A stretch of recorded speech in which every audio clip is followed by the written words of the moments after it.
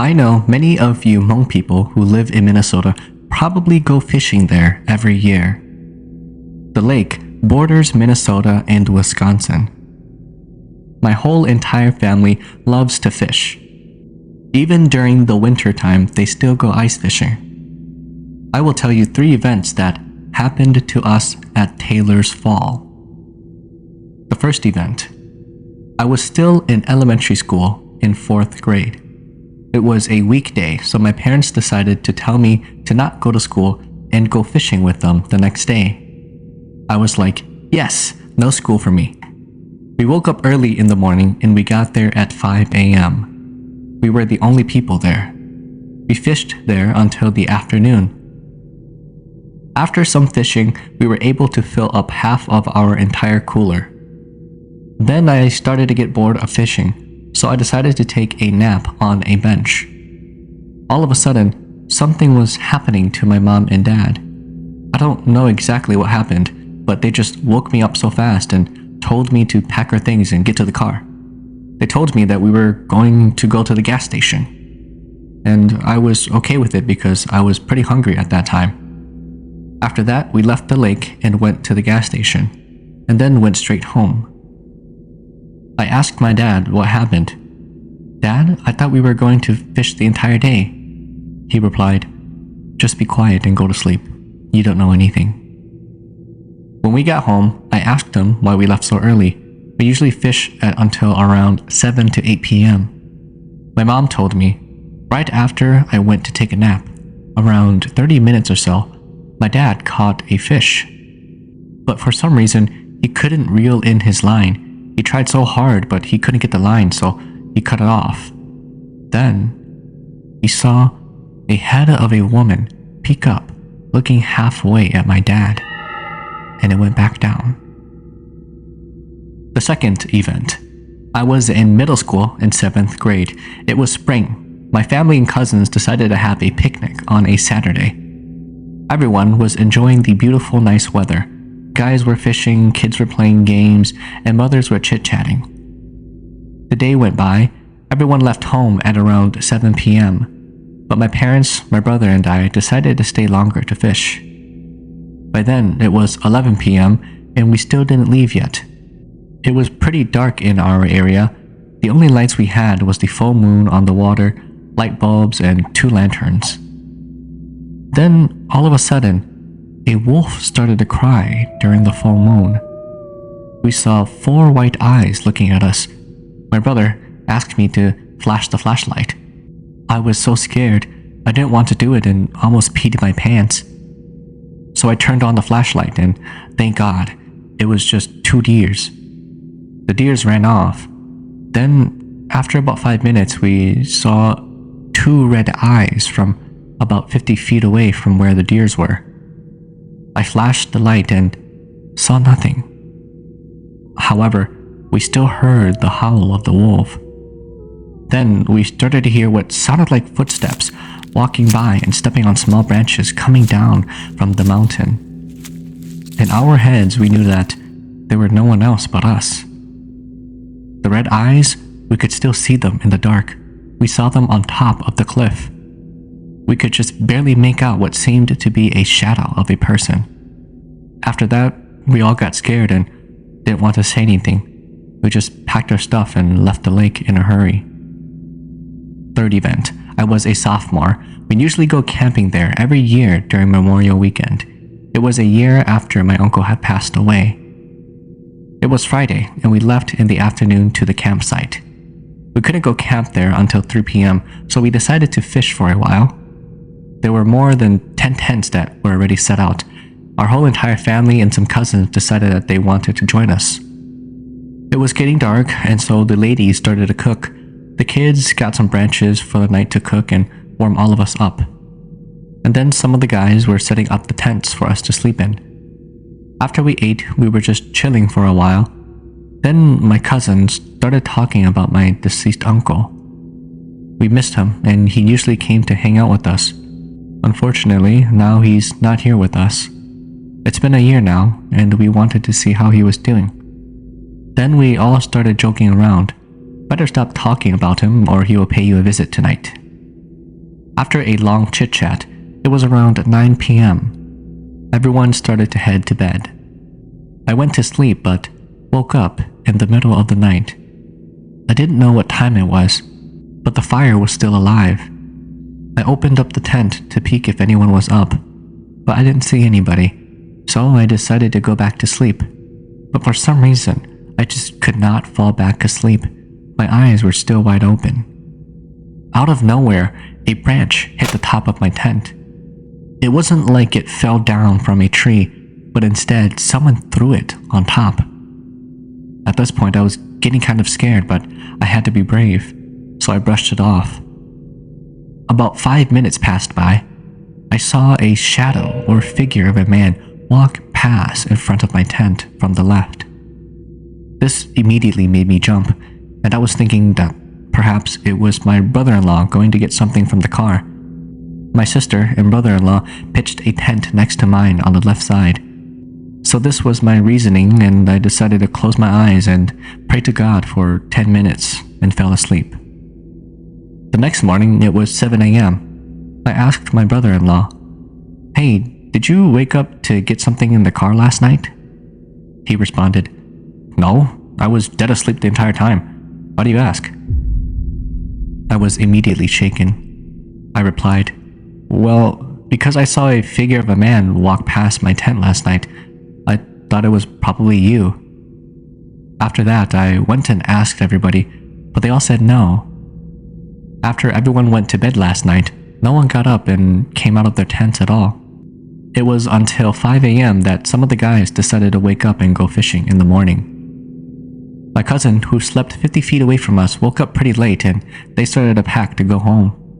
We asked them why they were already packing to go home. It's only Saturday and we weren't planning to go home until Monday. My cousin then said that last night they heard someone walking around their tent constantly, but their parents were too afraid to peek, so they asked one of the sons to peek. When he peeked outside and unzipped his tent, he didn't see anybody. However, that night, they heard what sounded like growling, like the growling of a tiger in the woods. When they woke up, they saw footprints going around their tent. The parents asked the kids if they were doing pranks on their parents, and the children said no. The kids were also terrified and said that they heard the same thing too, so they quickly ate lunch and left. They never came back to the lake to hang out with us on the extra days. My mom said that it was probably my deceased uncle who came to pay a visit since we were talking about him last night, and that we all missed him. He probably missed us too. I was lucky to see his figure because no one else did.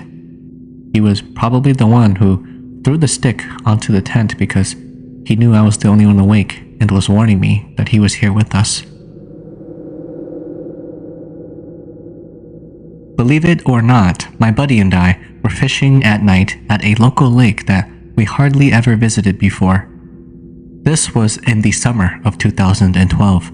I was the skipper and my buddy was navigating with a spotlight.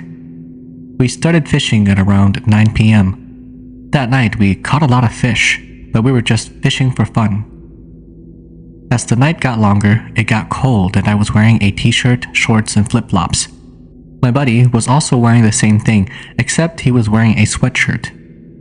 I had 3 life vests on, so I told my buddy to wear the vest to at least give him some insulation, but he said that he was fine. I got my vest and put it on to keep me warm. It helped a little. The night was calm and there was no moon out that night, so it was pitch black except for the navigational lights and the fish finder. As we were fishing, I got my line stuck in some rocks or something. I kept yanking and pulling, but the line would not break.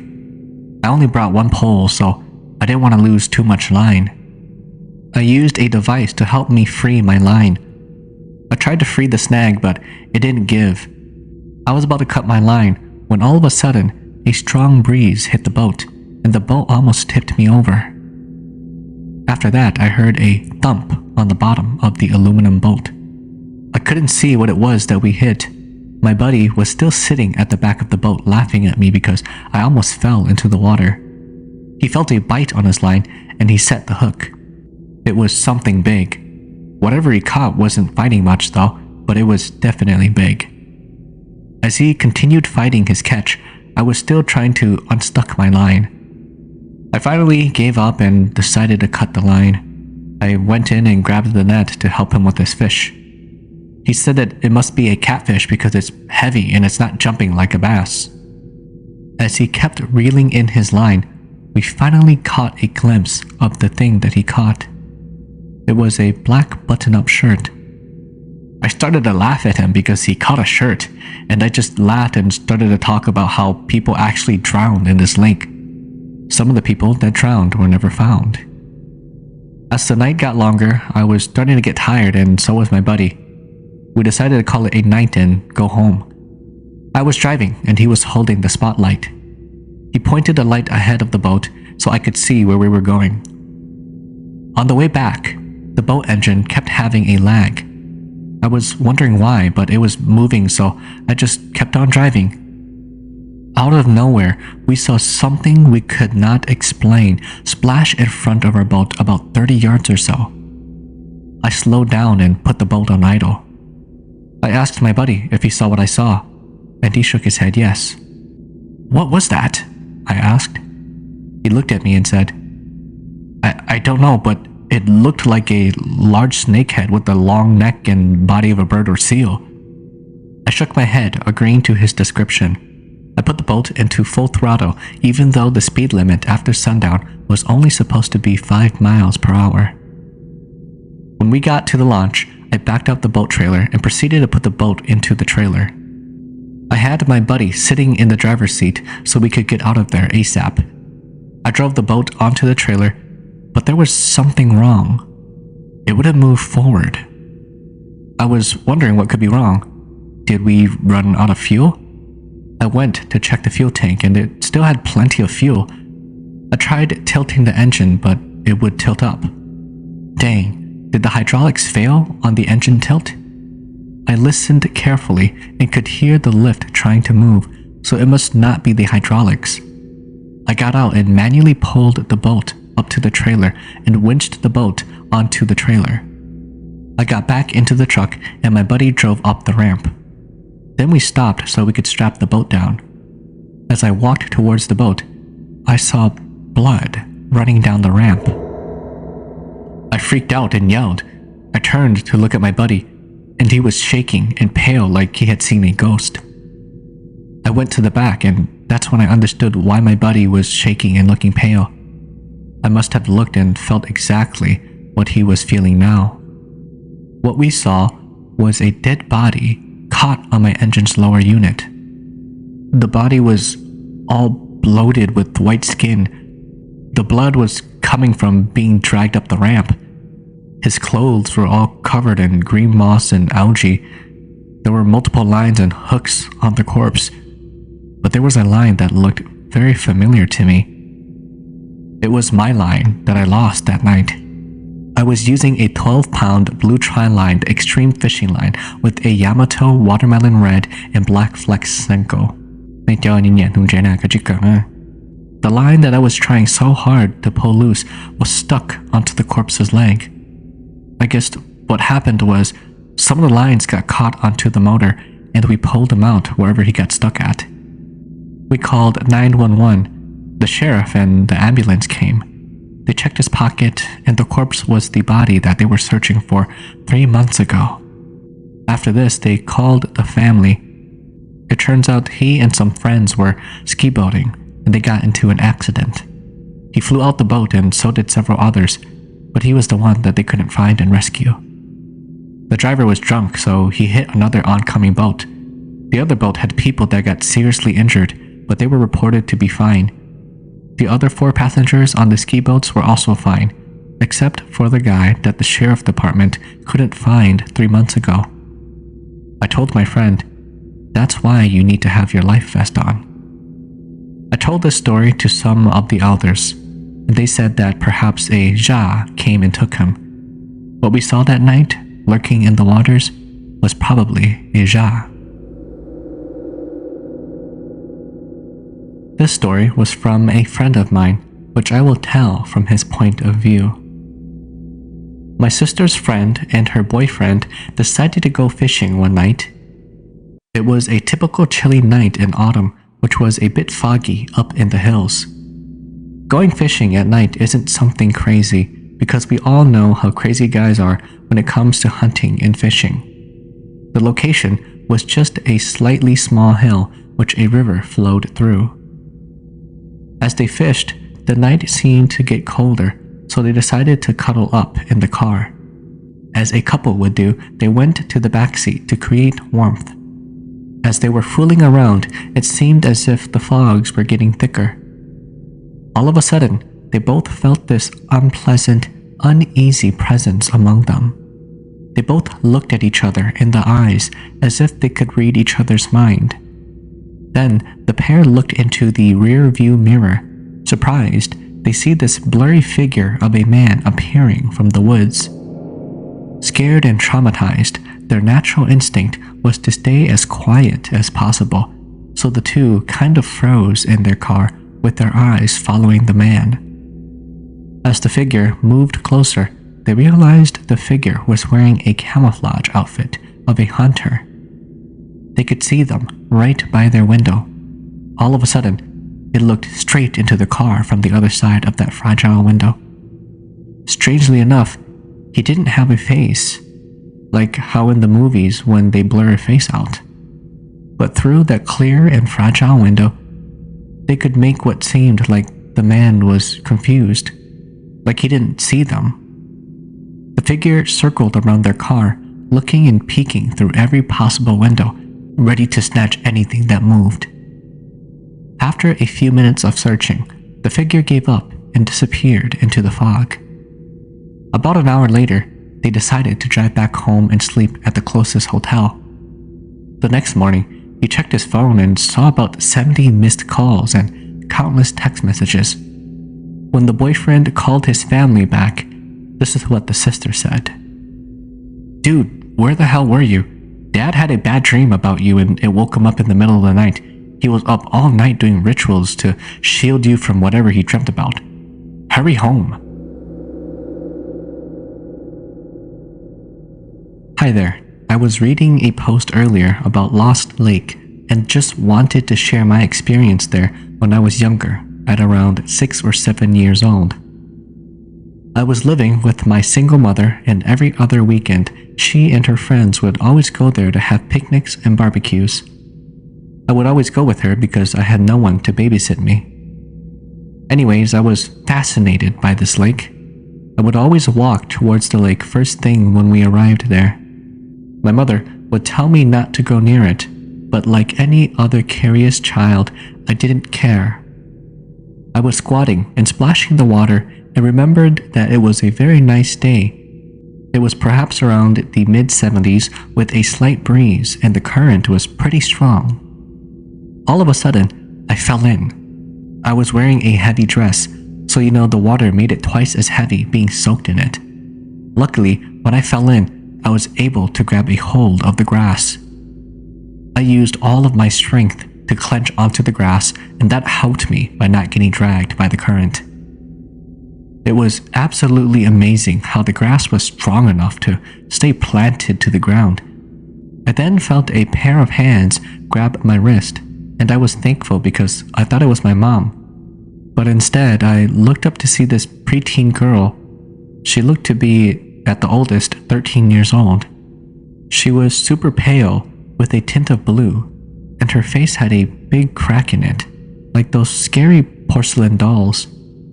I just stared at her and the world seemed to disappear slowly. Then she slowly faded away, and in her place was my uncle. He grabbed me and took me back to my mom. Of course, I got into a lot of trouble that day and had to stay in the car the rest of the trip. There can be good ghosts too at Lost Lake.